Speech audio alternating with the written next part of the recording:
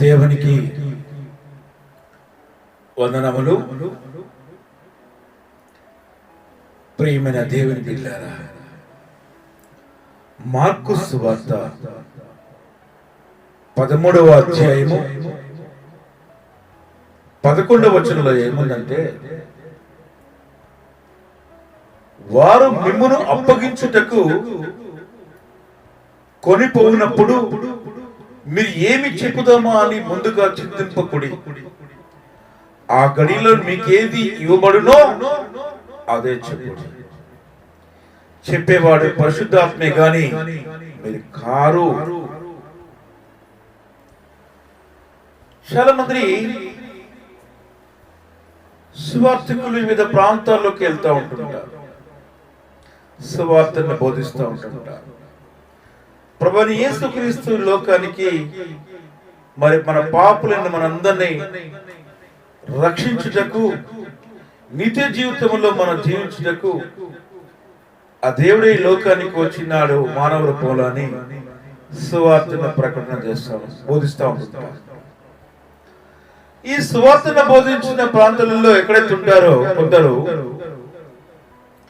ఆ సువార్తను బోధిస్తూ ఉంటుంటే, ఆ ప్రాంతాలలో కొంతమంది వ్యక్తులు, నువ్వు ఎవరి నామంలో సువార్తను బోధిస్తున్నావు, ఎందుకు ఈ ప్రాంతంలో సువార్తను చెప్తున్నావు, నీకు ఎవరు ఇచ్చారు ఈ సువార్తను చెప్పు అని చెప్పేసి అనేకమైనటువంటి రకరకాల క్వశ్చన్లు వేస్తుంటారు, నిందిస్తుంటారు, హేళన చేస్తుంటారు, అవమానపరుస్తుంటారు, దుఃఖపడే విధంగా చేస్తుంటారు. నీవు సువార్తను ఎక్కడ బోధిస్తున్నావు బాగానే ఉంది, ఈ సువార్తను నువ్వు ఎందుకు బోధిస్తున్నావో మరి మా పెద్దల దగ్గర తెలుసుకున్నాందా, లేదా మా అధికారుల దగ్గర తెలుసుకున్నాందా అని చెప్పేసి ఇట్లా వాళ్ళని ఇబ్బంది పెడతా ఉంటుంటారు.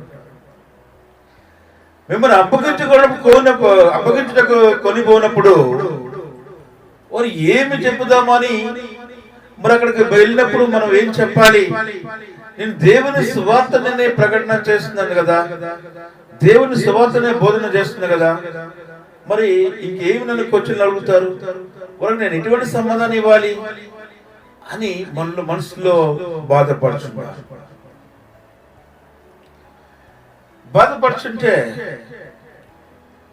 మరి దేవుడు అంటాడు, మీరు బాధపడకూడి, మీరు చింతించవద్దు, ఆ గడిలో నేను మీకు ఏది ఇస్తాను అక్కడ సమాధానం ఇవ్వమంటున్నాడు దేవుడు. మీరు కాదు కానీ మాట్లాడేది పరిశుద్ధాత్మే మాట్లాడుతుందని అంటున్నాడు. హల్లెలూయా, హల్లెలూయా, హల్లెలూయా. ప్రభువుని యేసుక్రీస్తు యొక్క శిష్యులు పిలిచి, మీరు జనసమూహంలో సువార్తను ప్రకటించమని చెప్తారు. ఆ ప్రకటించే ముందు కొన్ని విషయాలు వారు తెలియజేస్తారు. మీరు జనసమూహంలోకి వెళ్ళినప్పుడు అనేక మంది ఈ సువార్తను బోధించేటప్పుడు అనేక మంది క్వశ్చన్లు మిమ్మల్ని అడుగుతుంటారు,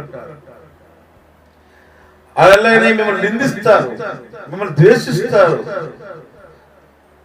మరి మీ వాళ్ళ అధికారుల దగ్గరికి మిమ్మల్ని తీసుకొని వెళ్తుంటారు, అనేక ఇబ్బందులు పెడతా ఉంటుంటారు. అయినా మీరు బాధపడకూడదు, భయపడకూడదు.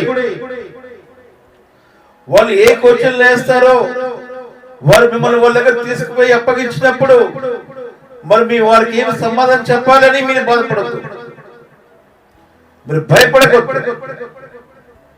ఎందుకంటే వారు వేసే సమాధానానికి, ప్రశ్నలకి సమాధానం ఆ గడిలో నీకు పరిశుద్ధాత్మతో మాట్లాడిస్తాను దేవుడు. నేను ఏదైతే చెప్తానో అదే మీ వాళ్ళకి చెప్పు అంటున్నాడు దేవుడు. ప్రియమైన దేవుని బిడ్డలారా,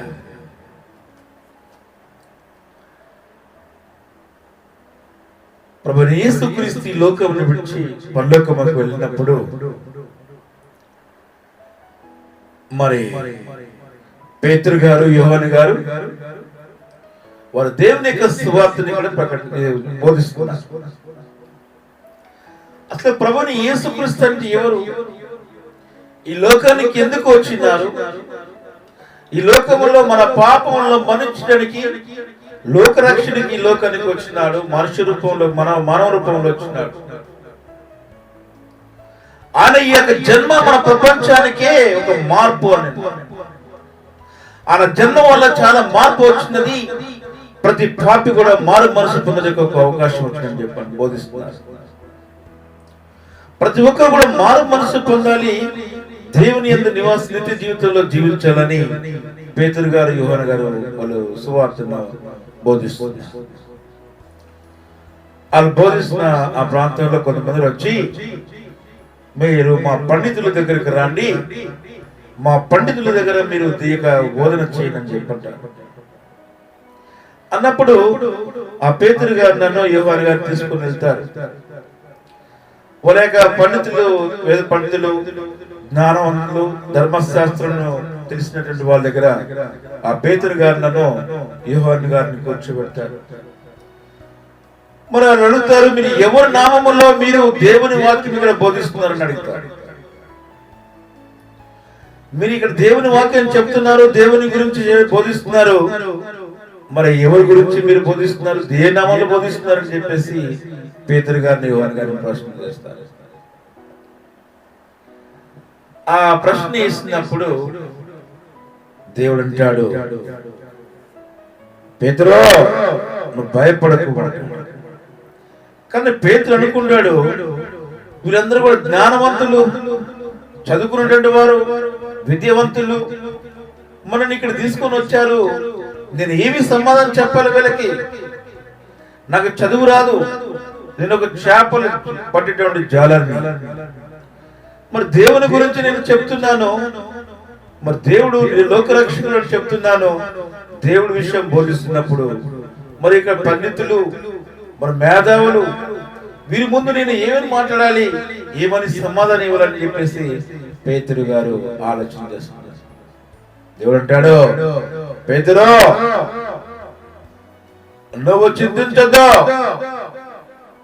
నువ్వు ముందుగా ఏమి చెప్పాలా, వారు వేసే ప్రశ్నలకు ఏం చెప్పాలనేది నువ్వు ఆలోచన చేయొద్దు, నువ్వు చింతించద్దు, బాధపడద్దు, భయపడకు. ఎందుకంటే వాళ్ళు ఏ ప్రశ్నలు అడుగుతారో ఆ ప్రశ్నకి ఆ గడిలోనే నీకు సమాధానం ఇవ్వబోచున్నాను. నేను ఏదైతే ఇవ్వబడుచుదో అది నువ్వు వాళ్ళకి చెప్పు, నువ్వు కాదు కానీ పరిశుద్ధాత్మ ఉంటుంది చెప్తావు అన్నాడు.